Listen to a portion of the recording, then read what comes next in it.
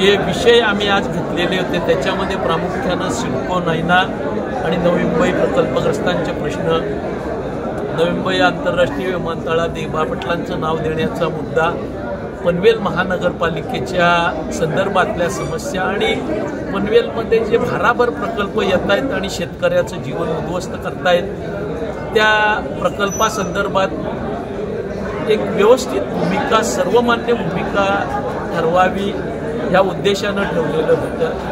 आज त्यासाठी आम्ही लोकांना या ठिकाणी बोलावलं। मध्यंतरीच्या काळात काही कारण परत विभागदादांनी आपल्याला कारणं सांगितली, पण आम्ही थोडेसे निवडणुकांमध्ये होतो म्हणा किंवा नंतर पक्षीय कार्यक्रमात होतो, त्यामुळे आंदोलनावरली धम थोडीशी कमी झाली असं जाणवत होतं।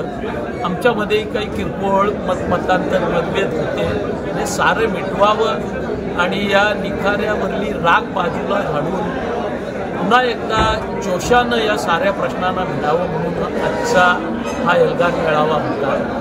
आणि त्याच्यामध्ये आपण अनुभवलं की सारी लोक अतिशय उत्साहानं आणि चिकाटीनं जिद्दीनं या ठिकाणी आली। लोकांच्या प्रातिनिधिक अशा मतं विविध विषयाच्या बाबतीत आम्ही घेतली। 22 तारखेला आम्ही त्यांना एकत्र करतोय।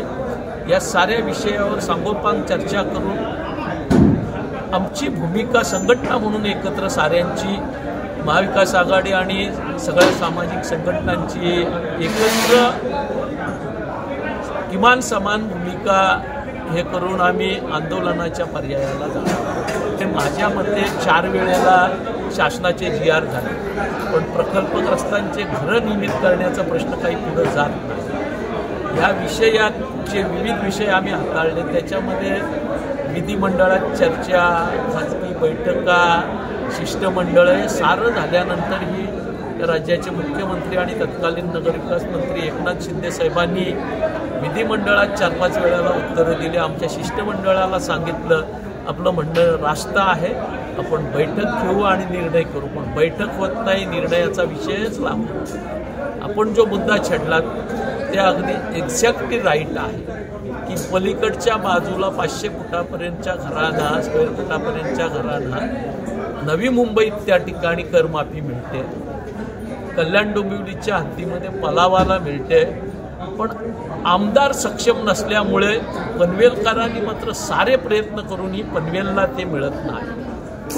JNPTचे प्लॉट त्या संदर्भात त्या ठिकाणी उरणची जनता तरसते, कारण हेच आहे आमदार सक्षम नाहीत, आमदारांना जनतेच्या प्रश्नांशी घेणं देणं नाही आहे आणि त्याचे परिणाम मात्र साऱ्या जनतेला भोगावे लागत आहेत। अगदी त्याच्यात शेतकरीच किंवा प्रकल्पग्रस्तच आहे असं नाही, नव्यानं राहायला आलेली मंडळी देखील आंघोळ कशानं करावी या विवंचनेत सकाळी असते, कसं जावं कामाच्या ठिकाणी किंवा व्यवसायाच्या ठिकाणी या चिंतेत असते। हे सारं जे प्रश्न आहेत ते सक्षम लोकप्रतिनिधी नसल्यामुळे किंवा लोकप्रतिनिधींना याच्यामध्ये रस नसल्यामुळे जे नुकसान होतं, आम्ही मंडळी विरोधी पक्ष म्हणून हे करत नाही, तर जनतेचे प्रश्न सुटावे म्हणून करतोय।